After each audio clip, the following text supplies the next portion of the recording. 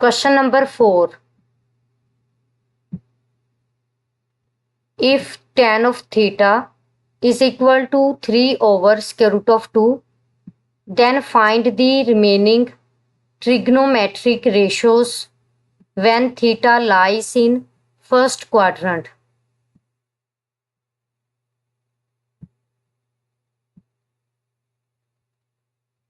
Question number 4 में tan ऑफ theta जो है ये इक्वल है 3 ओवर स्क्वायर रूट ऑफ 2 के। तो यहाँ पे हमने tan ऑफ theta is equal to 3 over square root of 2 को यूज करते हुए रिमेनिंग ट्रिग्नोमेट्रिक रेशियोज फाइंड करनी है। और यहाँ पे थीटा जो है ये लाई करता है फर्स्ट क्वाड्रेंट में। सॉल्यूशन।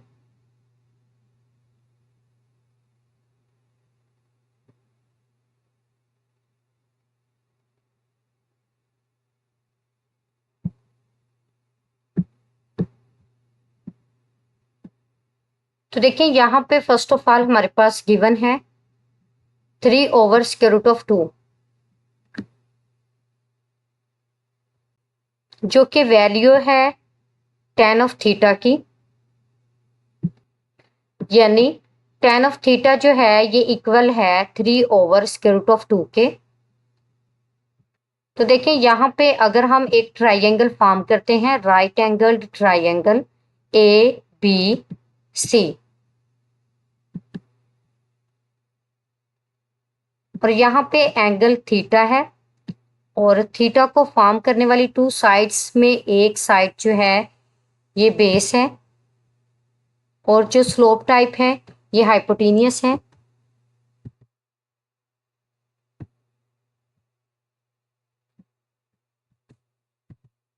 और जो एंगल के सामने वाली साइड है ये बेसिकली परपेंडिकुलर है।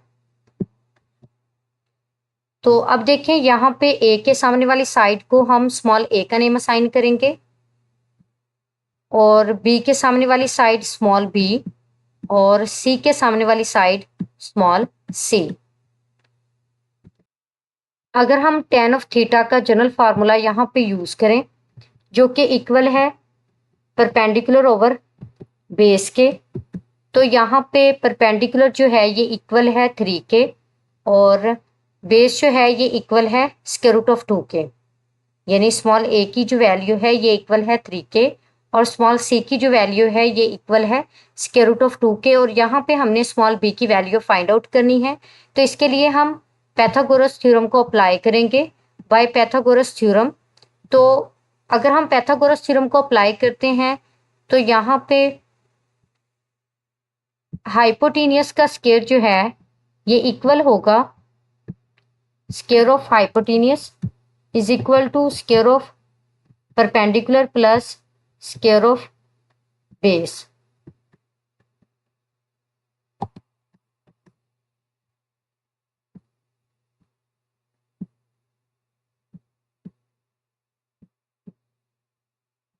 तो देखिए यहाँ पे हाइपोटेनियस का स्क्वायर है is equal to square of perpendicular plus square of base.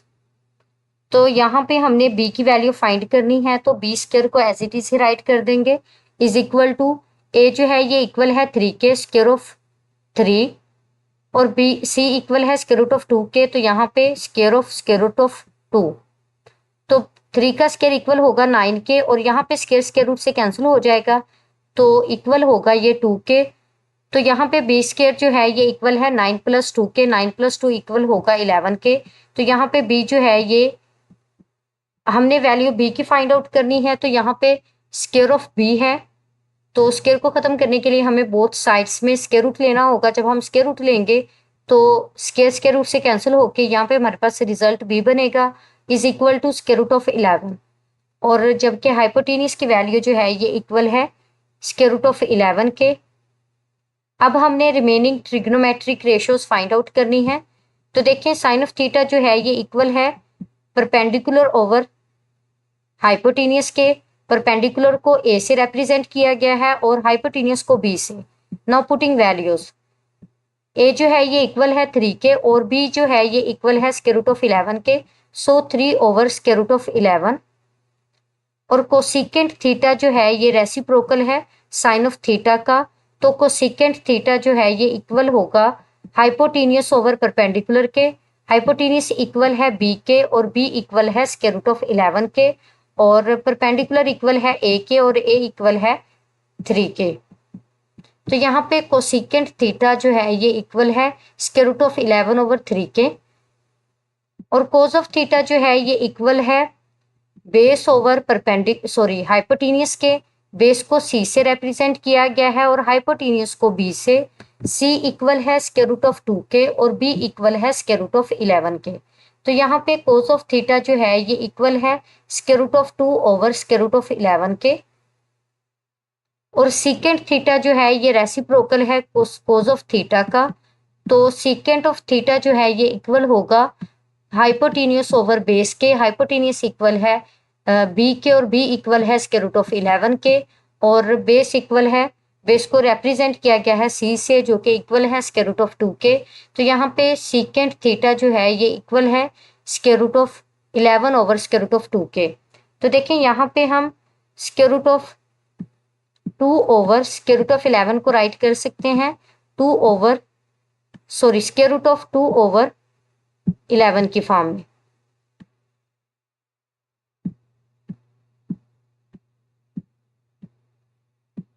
और सीकेंट थीटा को भी राइट कर सकते हैं स्क्वायर रूट ऑफ 11 ओवर 2 की फॉर्म में।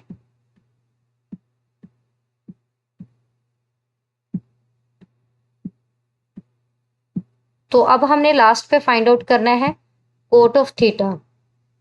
तो कोट ऑफ थीटा जो है ये रेसिप्रोकल है tan ऑफ थीटा का। तो यहाँ पे कोट ऑफ थीटा इक्वल होगा बेस ओवर परपेंडिकुलर के। तो बेस इक्वल है, इसको सी से रिप्रेजेंट किया गया है जो कि इक्वल है स्क्वायर रूट ऑफ 2 के, और परपेंडिकुलर को ए से रिप्रेजेंट किया गया है जो कि इक्वल है 3 के। तो यहाँ पे कोट ऑफ थीटा जो है ये इक्वल है स्क्वायर रूट ऑफ 2 ओवर 3 के। देखें यहाँ पे हमारे पास tan ऑफ थीटा गिवन था, और इसको यूज करते हुए हमने remaining trigonometric ratios find out करनी थी। तो हमने यहाँ पे चेक किया कि हमारे पास परपेंडिकुलर और बेस की वैल्यू गिवन है, जबकि थर्ड हमने हाइपोटेनियस की वैल्यू फाइंड आउट करनी है। तो फर्स्ट ऑफ ऑल हमने थर्ड साइड को कैलकुलेट किया है और फिर remaining trigonometric ratios find out की हैं। क्वेश्चन 5,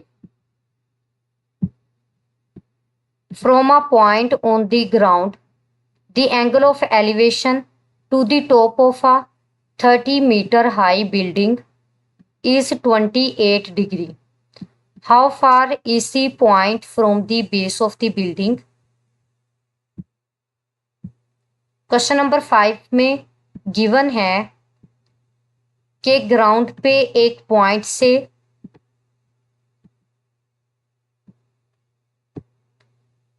30 मीटर हाई बिल्डिंग के टॉप से जो एंगल ऑफ एलिवेशन है ये इक्वल है 28 डिग्री के। तो यहाँ पे हमने चेक करना है कि जो पॉइंट है ग्राउंड पे ये बिल्डिंग से कितने फासले पे है।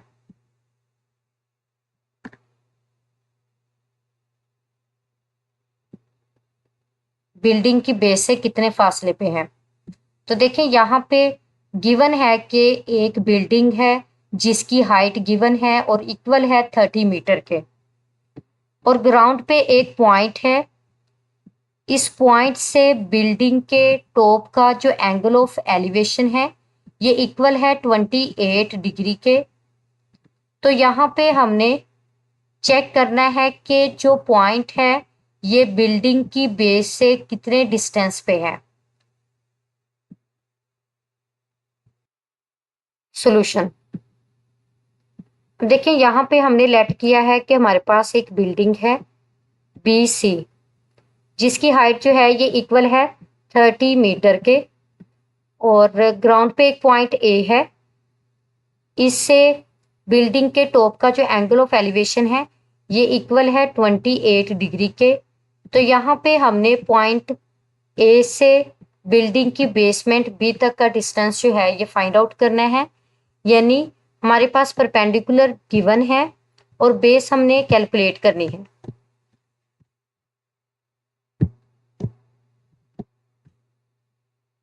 और एंगल ऑफ एलिवेशन भी गिवन है। तो देखें यहाँ पे हमने tan ऑफ थीटा को यूज करना है, क्योंकि परपेंडिकुलर और बेस जो है ये tan ऑफ थीटा में ही इन्वॉल्व होते हैं। तो देखें triangle A B C, measure B C जो है ये इक्वल है 30 मीटर के, और मेजर एंगल ए इक्वल है 28 डिग्री के। और यहाँ पे मेजर ए बी हमने कैलकुलेट करनी है, जिसको हमने लेट किया है x मीटर के इक्वल। तो in right angle triangle A B C, यहाँ पे tan ऑफ थीटा जो है ये इक्वल होगा परपेंडिकुलर ओवर बेस के। तो परपेंडिकुलर को हमने डिनोट किया है मेजर बी सी से, और बेस को डिनोट किया है मेजर ए बी से। तो यहाँ पे मेजर बी सी इक्वल है 30 मीटर के, और मेजर ए बी हमने फाइंड करनी है, जिसको हमने एक्स का नेम असाइन किया है। और tan ऑफ 28 डिग्री को जब हम कैलकुलेटर से कैलकुलेट करेंगे तो ये इक्वल होगा 0.5137 के। तो हमने x को फाइंड आउट करना है। तो x को जब हम फाइंड आउट करेंगे तो x 30 को डिवाइड कर रहा है, जब हम इक्वल की लेफ्ट साइड पे लेके जाएंगे तो ये 0.5137 से मल्टीप्लाई होगा। तो यहाँ से x को कैलकुलेट करने के लिए हम 30 को डिवाइड करेंगे 0.5137 से, और 30 को जब 0.5137 से डिवाइड करेंगे तो यहाँ पे हमारे पास रिजल्ट बनेगा 58.40 मीटर के। तो यहाँ पे x जो है ये इक्वल है 58.40 मीटर के। Thus the point is 58.4 metre far from the base of the building. तो यही हमने कैलकुलेट करना था कि जो पॉइंट है ग्राउंड पे ये कितने डिस्टेंस पे है बिल्डिंग की बेस से। तो ये 58.4 मीटर अवे है बिल्डिंग की बेस से। Question number 6, a ladder leaning against a wall forms an angle of 65 degree with the ground. If the ladder is 10 meter long, how high does it reach on the wall? Question number 6 में given है कि एक ladder है which is leaning against a wall, और इसकी जो length है वो इक्वल है 10 मीटर के, और इसके टॉप से ग्राउंड तक का जो एंगल ऑफ एलिवेशन है ये इक्वल है 65 डिग्री के। तो यहाँ पे हमने चेक करना है how high does it reach on the wall, यानी वॉल की हाइट जो है वो हमने कैलकुलेट करनी है कि कहाँ तक सीढ़ी जो है ये बुलंद है। अब देखिए यहाँ पे हमारे पास लैडर की लेंथ गिवन है और एंगल ऑफ एलिवेशन गिवन है, जिसको यूज करते हुए हमने वॉल की हाइट फाइंड करनी है जहां तक जो है वो लैडर बुलंद की गई है, यानी हाई की गई है।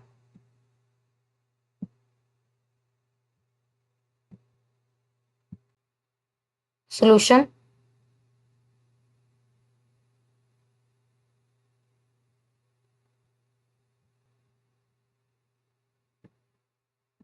अब देखिए यहाँ पे हमारे पास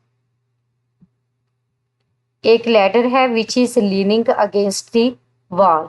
AC जो है ये लैडर है और BC जो है ये वॉल है, और यहाँ पे AC इक्वल है, मेजर AC इक्वल है 10 मीटर के, और मेजर BC हमने फाइंड करनी है, यानी हाइट ऑफ वॉल फाइंड करनी है, जिसको हमने x मीटर का के इक्वल लेट किया है।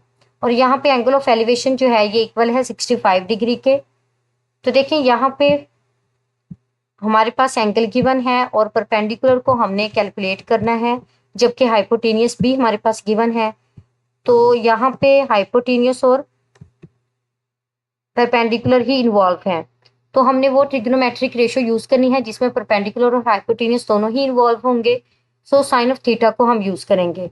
तो देखें यहाँ पे मेजर AC जो है ये इक्वल है 10 मीटर के, और मेजर एंगल A जो है ये इक्वल है 65 डिग्री के, और मेजर BC जो है ये इक्वल है x मीटर के। तो यहाँ पे साइन 65 डिग्री इक्वल होगा measure BC over measure AC के, यानी परपेंडिकुलर ओवर हाइपोटेनियस के।